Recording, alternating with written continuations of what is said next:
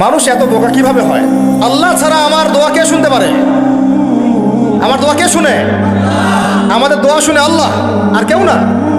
আল্লাহ রাব্বুল আলামিন আমার সেজদা পাওয়ার হকদার, আর কেউ না। আল্লাহ রাব্বুল আলামিন আমার বিধান দেওয়ার হকদার, আর কেউ না। আল্লাহ পাক আমাকে বাঁচান, আর কেউ বাঁচায় না। আল্লাহ পাক আমাকে খাওয়ান, আর কেউ খাওয়ায় না। আল্লাহ আমার উপকার করেন, আর কেউ করতে পারে না। যদি কোনো অকল্যাণ স্পর্শ করে সেটা আল্লাহর হুকুমে করে, আর কেউ করতে পারে না। আল্লাহ ছাড়া কোনো ইলাহ নাই, কোনো মাবুদ নাই, কোনো বিধানও নাই। আল্লাহ ছাড়া কোনো ইলাহ নাই, কোনো মাবুদ নাই, ইবাদত পাওয়ার হকদার কেউ নাই, কোনো হুকুমও নাই। এর বাইরে যদি যাই আমরা মুশরিক হয়ে যাব।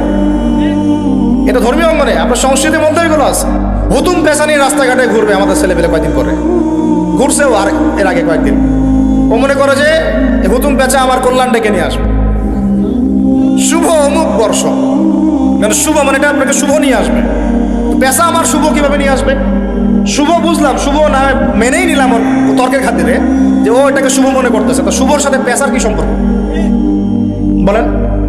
পেশা, বাদর, হনুমান এগুলোর মূর্তির সাথে মুসলমানদের কি সম্পর্ক? এগুলোর সাথে শুভ অশুভের কি সম্পর্ক? সারাদিন খাবো পিৎজা বার্গার আর হাই হাই রেস্টুরেন্টে খাওয়া দাওয়া করা, ওই দিন একেবারে আমি একদম কি পান্তা ভাত আর ইলিশ মাছ, ওই দিন আবার এটার দাম হবে 2000 টাকা 5000 টাকা প্লেট। মানে গরিবের সাথে একটা মশকরা করা।